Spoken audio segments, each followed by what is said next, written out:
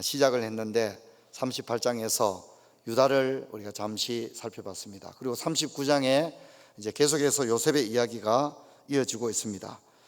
요셉 이야기가 창세기 끝까지 이어지지만 또 많은 부분은 곡식 사건을 다룰 때에 야곱을 비롯한 요셉의 이복 형제들이 등장하고 또 야곱의 가정에 있었던 편애와 갈등이 마지막에 가서는 화해로 마무리되는 것을 보게 됩니다. 그러므로 오롯이 요셉의 이야기만 나오는 부분은 39장부터 41장까지가 순수한 요셉의 이야기다, 그렇게 말할 수 있겠습니다. 우리가 잘 아는 이 꿈꾸는 소년은 끝없이 낭떠러지로 떨어지며 몰락을 거듭하고 있습니다. 그런 아버지의 총애를 한 몸에 받았던 아들의 지위에서 노예로, 그리고 죄수로 그는 끝없이 퇴락을 거듭하고 있습니다. 그런데 이런 한 인물의 몰락을 보도하면서 창세기는 다음에 전개될 암전을 우리에게 암시하고 있는데, 놀라운 해설은 그럼에도 불구하고 하나님은 그와 함께 한다고 계속하여 39장에 언급이 되고 있습니다. 창세기 39장을 읽는 독자들은 절망과 희망의 변주곡을 듣게 됩니다. 하나님의 은혜와 형통이 반복적으로 나오고 있는데 주인공은 노예가 되고 죄수가 되는 것입니다. 승리의 창가가 울려 퍼지고 아멘 소리가 터져 나오는 간정 집회가 되어야 하야 마땅할 텐데 주인공은 지금 억울하게 감옥을 갇히고 있습니다. 그래서 39장은 현대 독자들이 좋아하는 번영신학이나 기복주의로부터 독자들을 아주 보기 좋게 따돌리고 있습니다. 하나님의 임재 상태임에도 불구하고 주인공은 역경을 겪고 있다는 것입니다. 그래서 주인공은 한없이 미끄러지고 또 꼬이고 억울하고 실패하는 것을 독자들은 보게 됩니다. 적어도 39장에서는 하나님이 함께 하심에도 불구하고 역경은 찾아올 수 있다는 것이 너무나도 분명해지고 있습니다. 그래서 어쩌면 재밌는 이야기이기도 하지만 두려운 이야기이기도 하고 심오한 교훈이 이 39장에 담겨 있습니다. 그래서 우리가 39장을 읽으면서 요셉의 이야기를 듣는 가운데 독자들은 그렇다면 하나님의 은혜는 과연 무엇인가? 하나님이 함께 하시고 은혜를 준다는데 또 형통은 과연 무엇인가? 주인공은 지금 노예지 않는가? 주인공은 감옥에 가지 않는가? 하나님이 함께 하시고 은혜와 형통이 함께 하는데 주인공의 삶은 왜 이렇게 전개되는 것일까? 그렇다면 과연 은혜는 무엇이며 과연 형통은 무엇인가? 독자들은 이런 고민을 하게 됩니다. 여러분, 요셉 이야기는 옷의 이야기인데요, 그런 채색 옷을 입었다가 이제 또 노예의 옷을 입게 되죠. 그리고 보디발의 집에 가정총무가 되는 시종장의 옷을 입었다가 또 나중에 제수의 옷을 입게 됩니다. 그리고 마침내는 세마포 총리의 옷을 입게 되는데, 요셉 이야기에서 옷은 언제나 문제의 발단이 됩니다. 야곱의 채색 옷과 요셉의 시종장의 옷은 모두가 속임수에 이용되고 있습니다. 또 이 옷의 주인은 옷으로 말미암아 더 깊은 수렁으로 빠지게 되어집니다. 요셉이 입고 있던 옷은 타인에 의해서 벗겨졌고 요셉은 옷이 벗겨질 때마다 억울한 일을 당했습니다. 요셉은 실패와 절망을 반복적으로 겪게 되었고 더 깊은 수렁으로 빠지게 되었습니다. 그래서 저는 이 39장은 오늘 성도님들 가운데 요셉처럼 하나님이 나와 분명히 함께 하는데 왜 우리 가정에 이런 일이 일어날까? 하나님이 내게 은혜를 분명히 주시는데 왜 나에게는 이렇게 좋지 않은 일들이 반복적으로 계속되고 나아질 기미를 보이기보다는 오히려 내 인생은 더 꼬여만 가는가? 이런 성도님들의 많은 고민이 대하여 39장은 일정 부분 해답을 주고 있지 않는가, 그렇게 생각을 합니다. 저와 여러분이 39장을 하나씩 좀 살펴볼 텐데요, 먼저 요셉은 처음에는 팔렸다 이렇게 나왔는데요, 39장 2절을 보면 이제 요셉은 1절을 보면 요셉이 이제 보디발의 사람의 손에 요셉을 샀다 이렇게 나옵니다. 팔리는 것과 사는 것은 차이가 있습니다.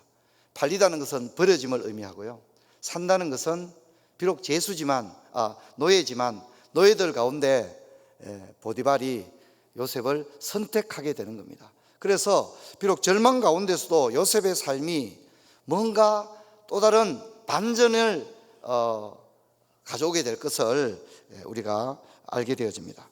그리고 노예가 되었지만 그는 보디발의 집으로 가게 되고요, 제수가 되었지만 왕의 감옥에 가게 됩니다. 그래서 이 상황 자체만 보면 너무 안 좋지만 상황 가운데 또한 작은 희망이 싹트고 있다는 것을 우리가 알 수가 있습니다. 절망 가운데서도 하나님의 일하심을 기대할 수가 있다는 것입니다. 성도 여러분, 우리가 살아가다 보면 어려운 일이 많이 생깁니다. 절망과 실패, 눈물과 고난이 다가옵니다. 그때 대부분의 사람들은 현실에 펼쳐지고 있는 그 역경과 고난만 눈에 들어오는 겁니다. 그래서 낙심하고 실패하고 때로는 하나님께 입으로 하나님을 불평하고 그럴 때가 있는 것입니다. 하지만 하나님께서는 그 우리의 주위를 둘러싸고 있는 역경과 절망을 뛰어넘어서 하나님은 여전히 우리의 인생 가운데 일하고 계신 줄로 믿습니다.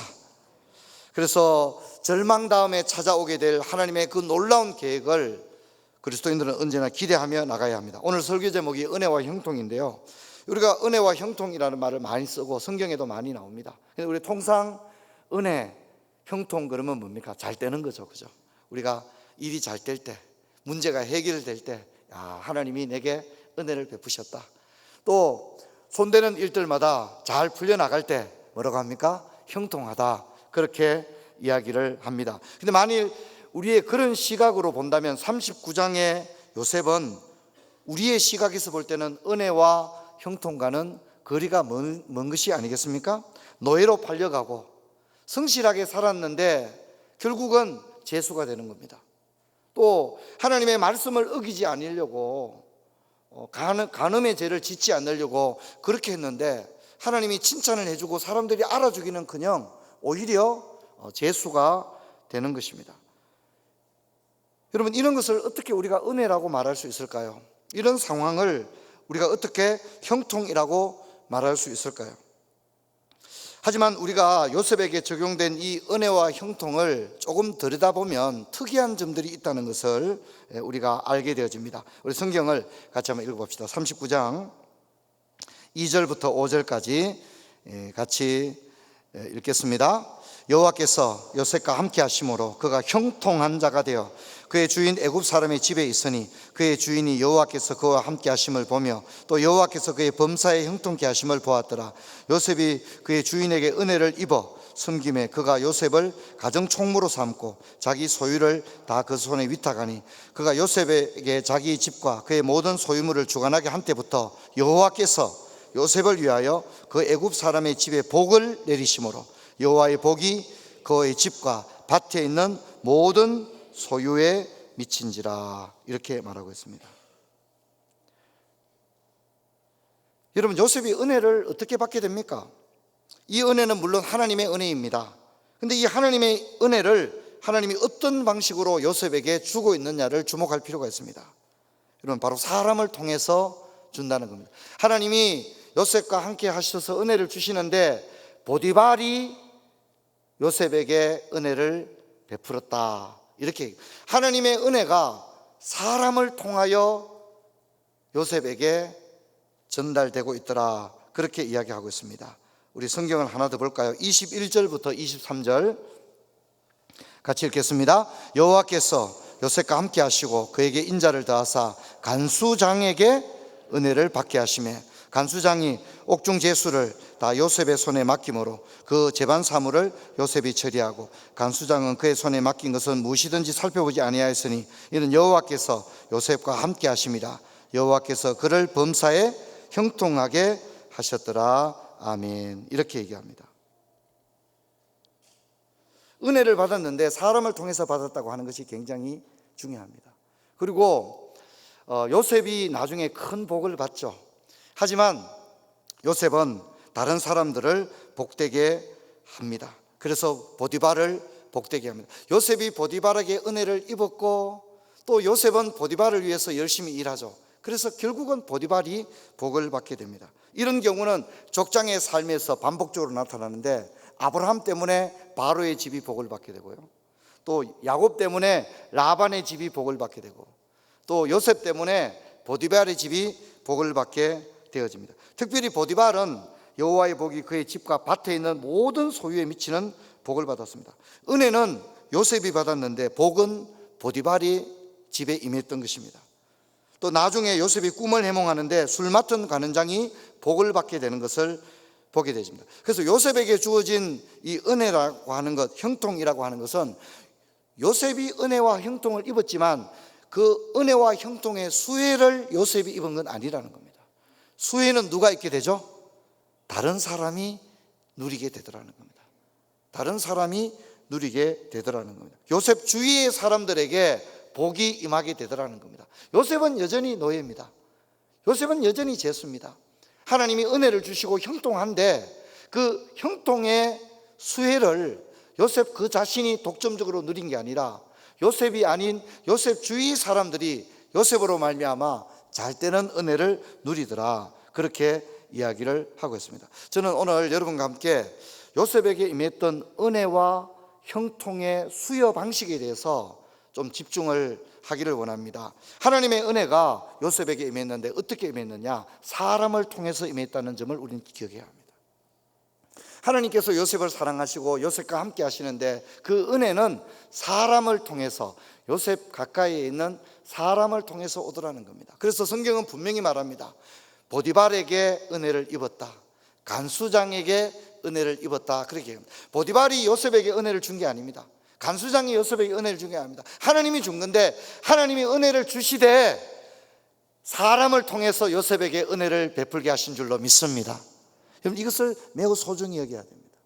어떤 사람들은 약간 독불 장군이 있죠. 사람 필요 없다, 사람 다 필요 없더라. 이 사람이 필요 없는 게 아닙니다.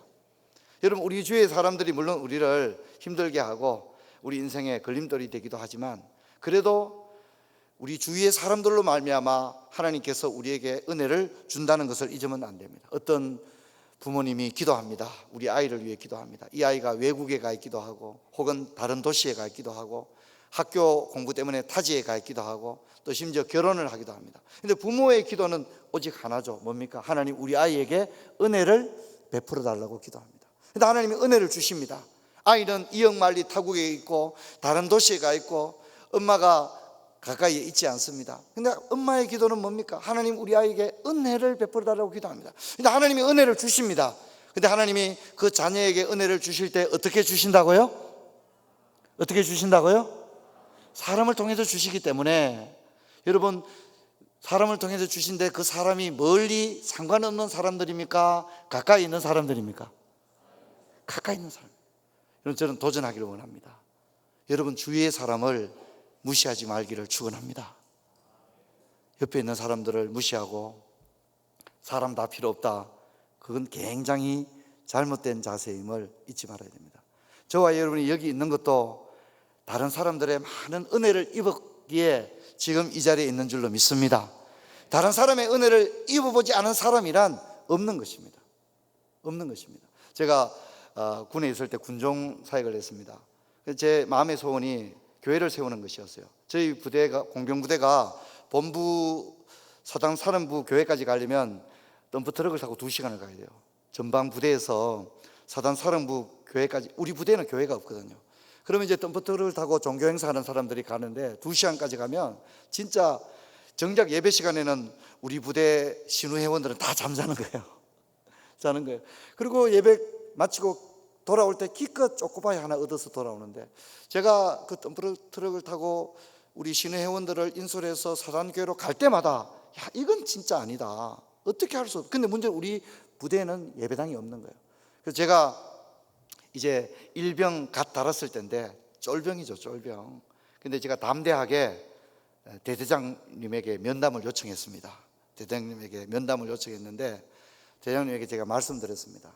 대장님, 저는 사회에 있을 때 전도사 생활을 했는데 지금 우리 부대에서 군종을 하고 있습니다. 우리 부대 우리 신우 회원들 데리고 사단 사령부까지 너무 위험도 하고 힘이 듭니다. 그래서 우리가 은혜도 받지 못하고 너무 힘든데 대대장님 우리 부대에 교회를 세우게 하여 주세요. 교회를 세웠거든요. 근데 그 대대장님은 교회를 다니는 대대장님이 아니고 종교가 없었어요.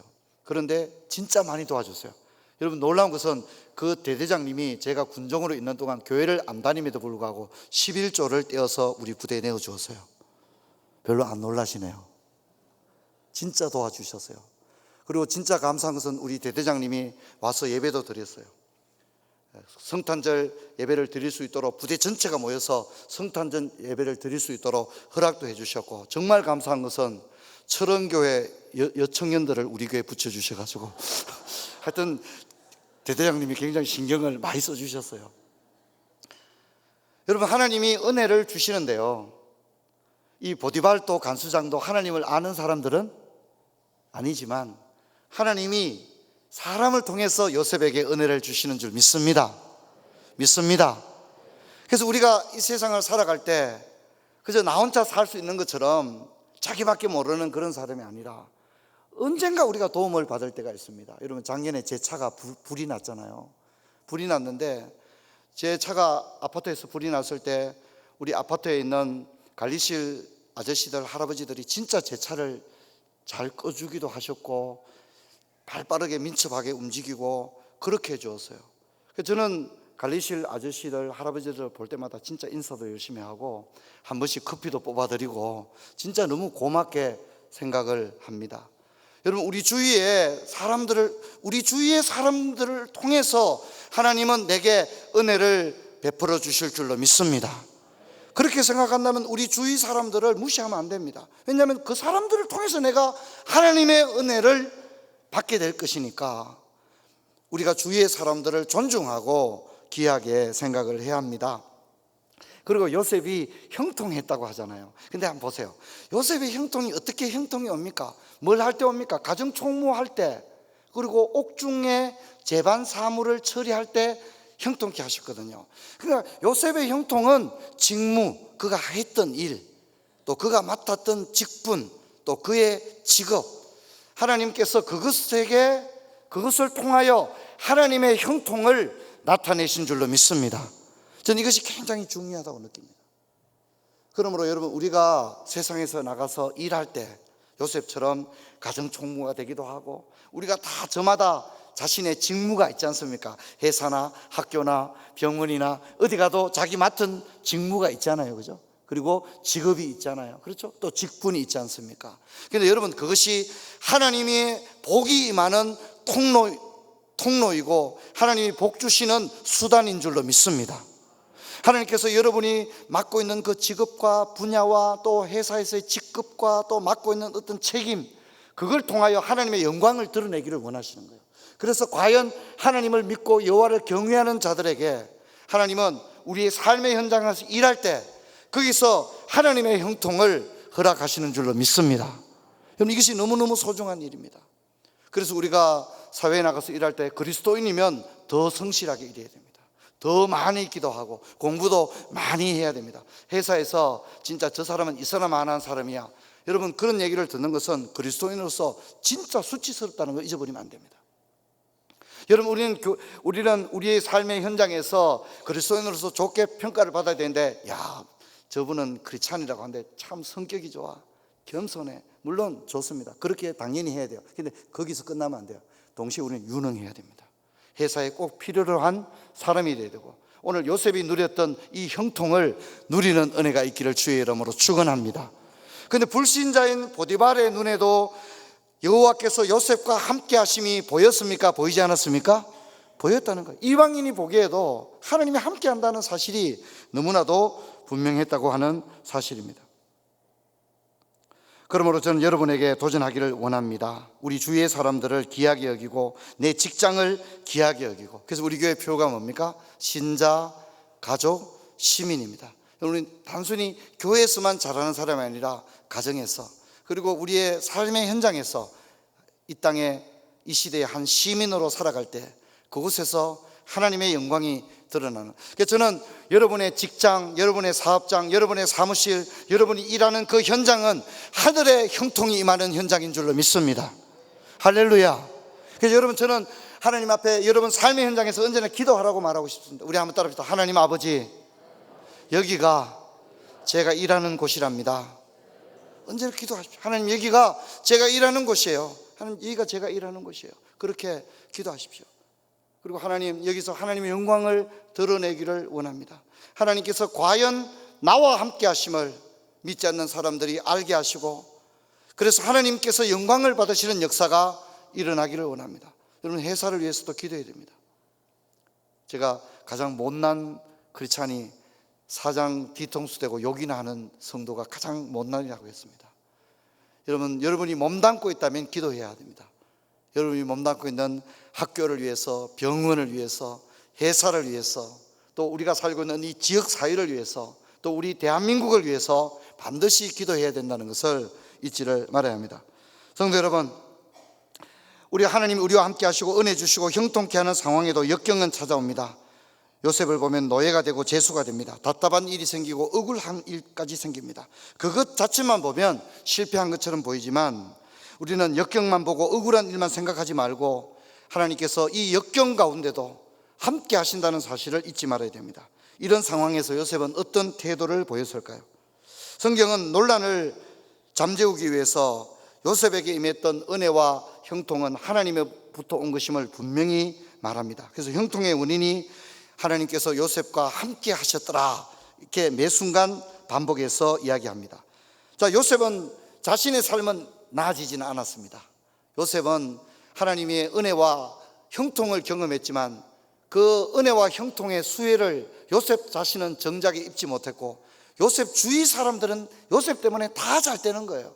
그럴 때 요셉은 어떻게 반응을 했느냐 하는 겁니다.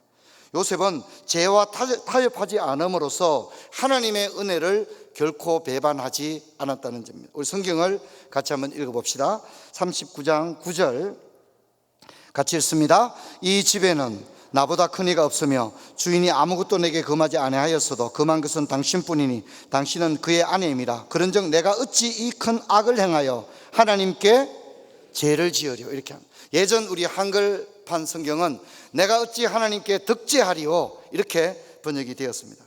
이 요셉의 선언은 우리 현대를 살아가는 신자들에게 많은 교훈을 줍니다.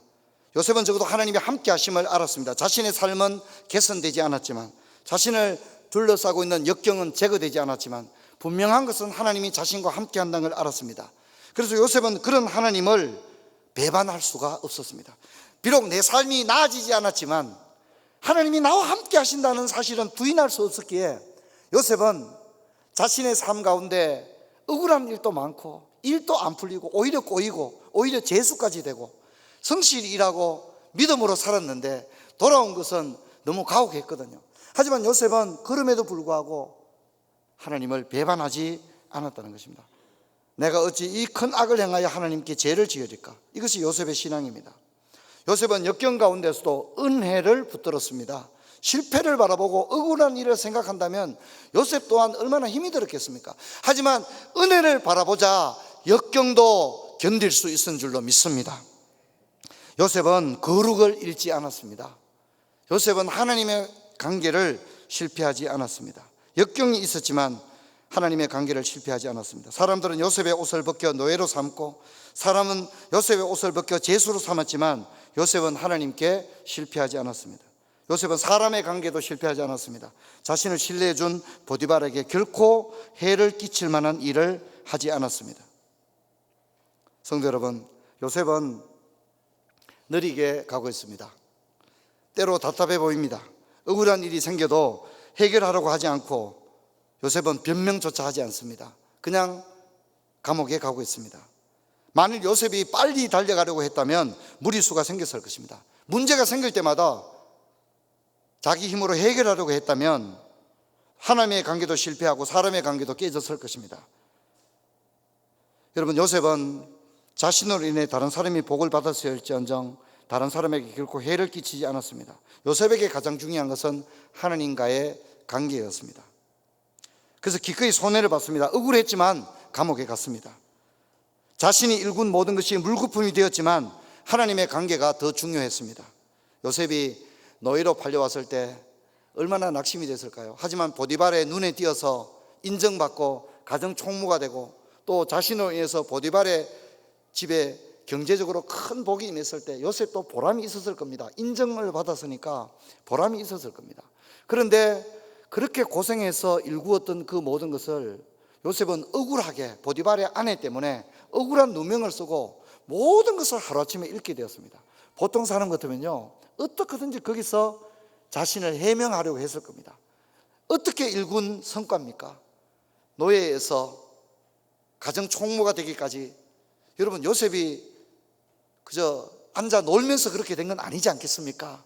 그 자리까지 올라갈 때까지는, 노예에서 그 자리까지 올라갔다는 것은 요셉이 성경에 나오지 않지만 얼마나 성실하게 살았을까요? 얼마나 애를 많이 썼을까요?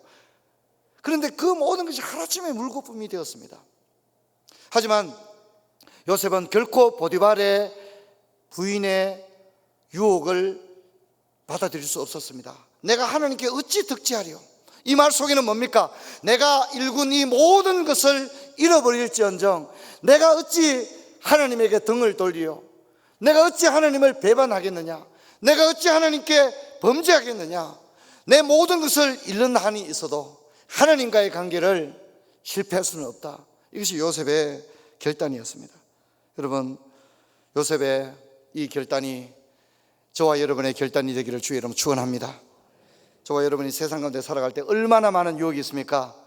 보디발의 그 부인의 집요한 유혹처럼 우리를 괴롭히는 얼마나 많은 유혹이 있습니까? 탐욕과 성적인 타락과 우리 인생을 즐겁게 할 만한 이생의 자랑과 안목의 정욕들이 얼마나 넘쳐나고 있습니까? 여러분, 그럴 때 내 모든 것을 다 잃는 한이 있더라도 하나님의 관계만은 깨뜨릴 수 없다. 내가 어찌 하나님께 범죄하리요? 이 요셉의 마음을 저와 여러분이 가지게 되기를 주의 이름으로 축원합니다. 이 험한 세상 가운데서 비록 유명해지고 성공하고 남들이 알아주고 경제적으로 뭔가를 이루고 남성들은 어떤 야망을 쟁취하고, 여러분 얼마나 멋집니까? 그러나 여러분, 그 모든 것이 물거품이 되더라도 나는 적어도 하나님의 관계만은 실패하지 않겠노라. 여러분, 그렇게 결단할 수 있는 저와 여러분이 되기를 주의 이름으로 축원합니다. 그래서 하나님께서 참 요셉을 보면 참 복돼요. 왜냐하면 하나님 요셉에게 큰 복을 줍니다. 요셉이 꾸었던 그 꿈을 이루어 줍니다.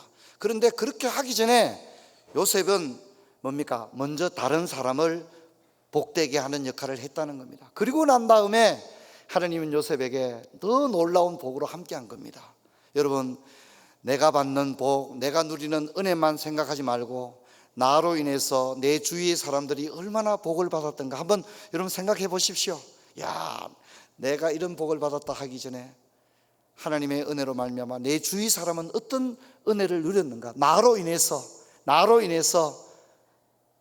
얼마나 하나님의 복을 누렸는가 생각해 보시고, 우리 요셉처럼 하나님 앞에서 거룩과 성결을 잃지 않고 이 혼탁한 시대를 믿음으로 살아가는 저와 여러분 되기를 주의 이름으로 축원합니다.